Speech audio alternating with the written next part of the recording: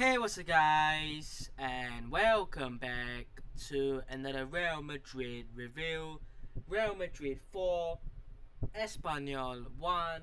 Real Madrid massive win at home, and yet another 3 points. And I think that is the moral of the story in terms of the season. At least when Barcelona are relentlessly winning games after games after games, it's about getting the 3 points right now. And it wasn't a good game in terms of the first 45. I watched that first 45, and then basically it was boring. I couldn't continue watching as it was pretty late. It was 4 5 a.m. in the morning for me. So didn't watch the rest of the game, but the second half was incredible. It was yet another magical second half performance from Real Madrid. But there is 18 goals in all competitions since Atalanta, and 17 of those 18 goals scored have been from the second half. Only one, and it was Rodrigo's goal against Mallorca in the league opener, which is the only goal that has been in the first half. So that tells you that this season, for some reason, the first 45 minutes just hasn't been able to click. And when you are playing at home against teams that you should be comfortably winning, why could Real Madrid not score today? As a recording, obviously. This will go out slightly later.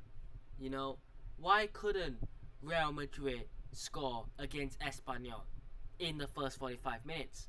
Why couldn't Real Madrid score against Real Valladolid at home in the first 45 minutes? And I would say even games like Real Betis at home, that is a home game that you can score at home. Why are these sort of games taking at least 45 minutes for a goal to happen? And I think that is a very interesting question that it just doesn't really have a lot of logical explanation, straightforward explanation to it. But I think that the number one factor is not necessarily selfishness, in a sense that the players are not willing to pass, because these players have shown today that they can play for the team. They are players that will work for the team, and they have shown it. But I think the problem is having the dilemma of what to do. I think that you see it already this season in the attack, on the counter, or even just a normal attack. There is just a lot of options. If you're Mbappé, you have the ball on the left hand side, and then you see Vini next to you. You see Bellingham to your other side. You see Rodrigo to the far post.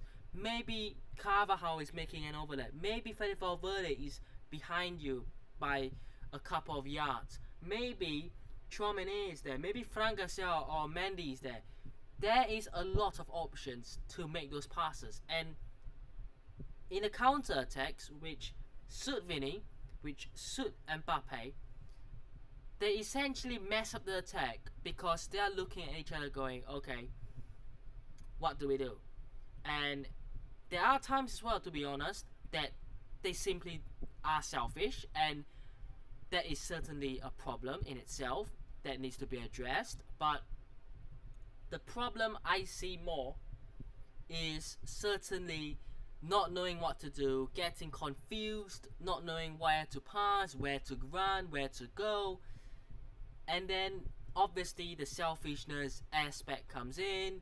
I think the lack of clinicality, I think it's not clinical enough, especially from Mbappé. And it's not anything to target Mbappé, but I genuinely believe if you go and watch the highlights of every single game, But this game was a great example. Mbappé had many chances to score.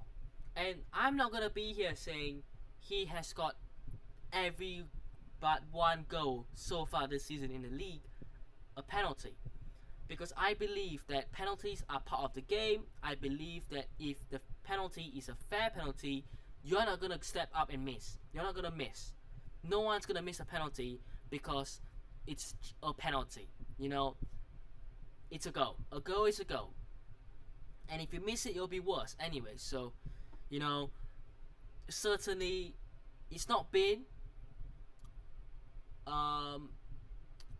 what we expected, but it takes time to adapt. And I think we have to keep going back to this every game. Even Mbappé has a, you know, not the best game. I would say he has put up a 7 or a strong 7.5 out of 10 performance today, and a couple of games as well. I mean, Real Betis probably an 8 out of 10, you know, against Stuttgart probably a 7.5 as well. So he has had a couple of games where he has been incredible, and I think it takes time to settle in, to adapt. But I watch the game, and every time I see Mbappé has the shot, has the chance, it's either straight at the keeper, it's saved, it's wide, it's over the bar, and I'm going, when is Mbappé going to be able to finish his dinner? When is he going to be able to start scoring goals for fun? You know, and he is the best player in the world. This is different to when Vinicius Jr. first joined, because when Vinicius Jr. first joined, he was nowhere near the level of Mbappé is right now. You know, Vini Jr. was raw. He had just come from a different continent. His finishing was poor. He never really had many goals in him, and he's improved. But for Mbappé, he's one of the best finishers in the world. He's scored goals for fun. This is a man who scored a hat-trick in the World Cup final. So it's even more bizarre as to why he's not been able to finish up his dinner and score goals for fun when he's had so many opportunities to. So time will tell. I think that the goals will start coming in. I think that, you know, the team is a start to the season. Sometimes you have a poor start because, you know, maybe it's down to players not fully back mentally. Maybe it's a bit of a physical level as well. There's different aspects to that. So I believe that the team will certainly improve in the upcoming weeks. Now look, the game was odd. It was a really odd game. The first half was one of the most boring first half performances you could get. I think that was dreadful. But the goal, a really poor goal to concede. I think it was, what was his name? I don't want to get it wrong. Carreras on the left hand side, he puts in a cross. I mean, if you look at that ball again, it was a cross into the box. Courtois has just let it hit him and gone in, basically. I don't know how to explain that, because that was a bizarre own goal. It's not the craziest own goal ever, but it was just a really poor own goal to concede. 1-0, 54th minute. It didn't take long, you know. A couple of minutes later, Fede Valverde, what a effort, good save from the keeper. Bellingham wins the ball off of Krul, and then little pass into the box. The keeper, Juan Garcia, just, you know, let it go through his legs, and Carvajal is basically has an empty net to score. 1-1, 58 minutes, just 4 minutes after conceding, and then this is when, you know, the game fully changed. And I think certainly, you know, when you look at Vinicius Jr. coming on. Obviously, he came on after the first Espanyol goal, but the difference he made in that 60th-ish minute onwards was light and day in terms of what we saw from the first half. And it wasn't because Arda Güler was poor. In a sense, it was just Mbappé, Vini. I keep calling Vini Mbappé for some reason. I mean, I love Mbappé a lot, but you know, we've got so many great players that I'm just mixing them up. But you know, Vini is just on a different level, and he played really, really well. What a Trivela outside of the boot pass from Vini to Rodrigo. We've seen it many times already, these two making that combination. Vini outside of the boot, Rodrigo finish. And a very, very good one as well. 2-1 lead. Couple minutes later, Mbappé wins the ball back. You know, sends Vini through. Vini, good finish, past the keeper. And God knows what was going on in the 89th minute. I mean, Andrew gets the ball, and I think it was Romero. He was just pulling him back, and then just grabbed his shirt and pulled his shirt. I mean, that is clearly a penalty. I don't see how you can argue against that. And I've said before, some penalties that we have been given this season have been questionable, but that was a clear penalty, that one. And Mbappé stepped up, scored. Is he going to miss? No. Is he paid to miss? Absolutely not. A goal is a goal, and you know, certainly no complaints from any Real Madrid fans. So, in terms of the league, Barcelona still lead with 18 points in 6 games. They had an incredible game last night as well, didn't they? Against Villarreal, smashing them. I'm recording this quite late, by the way. And then Real Madrid second. We play Alaves next.